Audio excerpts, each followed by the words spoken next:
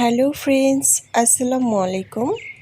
আজকে রেসিপিতে স্বাগতম জানাচ্ছি। আজকে খুব মজাদার একটি বিকেলে স্ন্যাক্স নিয়ে চলে আসলাম।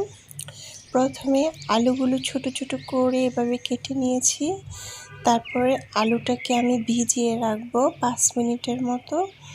এটা কিন্তু আপনারা যখন আলুটা কাটবেন তখন কিন্তু খুব সুন্দর করে এটা পানির মধ্যে ভিজিয়ে রাখতে পারেন। তারপরে আমি প্রায় 5 থেকে 6 মিনিট পর চলে আসলাম। এখন পানি থেকে আলুটাকে ছেঁকে নেব খুব সুন্দর করে, যাতে আলুর মধ্যে কোনো কষ বা কোনো পানি না থাকে, এমনভাবে পানিটাকে ছাঁকবো। তো আমার কিন্তু খুব সুন্দর করে আলুটা ছাঁকা হয়ে গিয়েছে। এরকম পরিষ্কার পানি বের হলে তারপরে ভাববেন আলুর মধ্যে কোনো কষ থাকবে না। তারপরে আমি আবারও আলুটাকে এই বড় বোলটার মধ্যে দিয়ে দিচ্ছি। তারপর আমি এখানে দিয়ে দিব লবণ আমি এখানে হাফ টেবিল চামচ দিয়ে আলুটাকে খুব সুন্দর করে মেখে নেব। আমি আজকে খুব সহজভাবে আপনাদেরকে দেখানোর জন্য চেষ্টা করছি, যাতে সহজভাবে ঝটপট আপনারা তৈরি করতে পারেন বাসায় ফ্রেঞ্চ ফ্রাই। তো আমি লবণটা মেখে আবারও ছেঁকে নিচ্ছি। দেখুন অনেকটা পানি উঠছে। তারপর পানিটাকে আমি ফালাই দিয়ে আবারও এই বড় বলটার মধ্যে নিয়ে নিচ্ছি। নিয়ে এখানে আমি দিয়ে দিব কর্নফ্লাওয়ার পরিমাণ মতো দিবেন। আমি এখানে আধা কাপের থেকে অল্প পরিমাণ দিয়েছি। আপনারা চাইলে বাসায় চালের গুঁড়া থাকলেও কিন্তু আপনারা এটাকে ব্যবহার করতে পারেন। কর্নফ্লাওয়ারটা দিলে ক্রিস্পি হবে, খেতে কিন্তু খুব ভালো লাগবে। তা আমি কিন্তু খুব সুন্দর করে কর্নফ্লাওয়ারটা মেখে নিচ্ছি। তো মেখে সাথে সাথে কিন্তু এটা তেলের মধ্যে ছাড়তে হবে, না হলে পানি উঠে যাবে।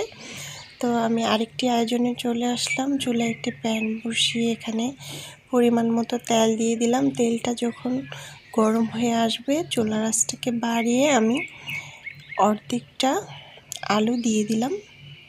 দিয়ে খুব সুন্দর করে নেড়ে দিচ্ছি। এটা কিন্তু আমি পুরোপুরি ভাজবো না, এটা আমি হালকা করে ভেজে নেব। যখন চুলার আঁচটাকে বাড়িয়ে রাখবো আমি প্রায় 30 সেকেন্ডের মতো, তারপরে আমি চুলার আঁচটাকে আস্তে করে কমিয়ে দিব। আপনারা কিন্তু বাসায় ঝটপট এটা কিন্তু বাচ্চাদেরকে তৈরি করে খাওয়াতে পারেন। এখন যেহেতু নতুন আলু বের হয়েছে, এখন আমি দেখুন কতটা ভেজেছি সেটা কিন্তু আপনারা নিজেরাই দেখতে পাচ্ছেন।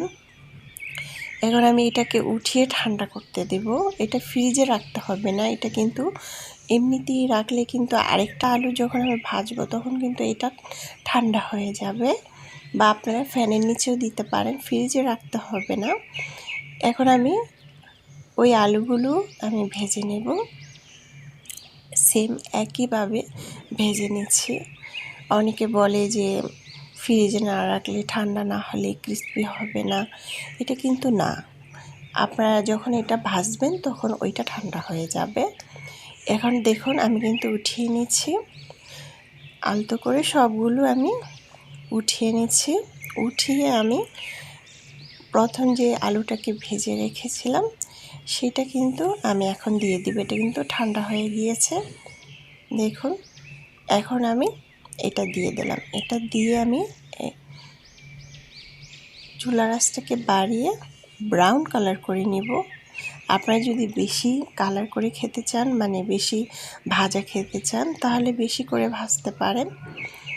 আমি হালকা করে একটু ব্রাউন কালার করে নিব। বেশি ভাজার দরকার নাই, খেতে ভালো লাগবে না, তিতে তিতে লাগবে। তো এখন আমি খুব সুন্দর করে উঠিয়ে নিচ্ছি। নিচে একটা টিস্যু ব্যবহার করলে তাহলে কিন্তু তেলটাকে একদম টেনে নেবে। ফ্রেঞ্চ ফ্রাই ভিতরে কিন্তু তেলটা থাকবে না, খুব সুন্দরভাবে ঝরা হয়ে যাবে। সেমভাবে আমি সবগুলো একই কালার করে ভেজে নিয়েছি। এখন আমি আরেকটি বাটিতে পরিবেশন করে নিচ্ছি। মাশাআল্লাহ, দেখতে খুব সুন্দর হয়েছে, খেতে তো আলহামদুলিল্লাহ। আশা করছি আমার এই রেসিপিটি আপনাদের খুবই ভালো লেগেছে। ভালো লাগলে অবশ্যই চ্যানেলটা সাবস্ক্রাইব করে লাইক দিয়ে পাশে থাকবেন। দর্শক, বেশি বেশি ভালো থাকবেন, খাবার কখনো অপচয় করবেন না।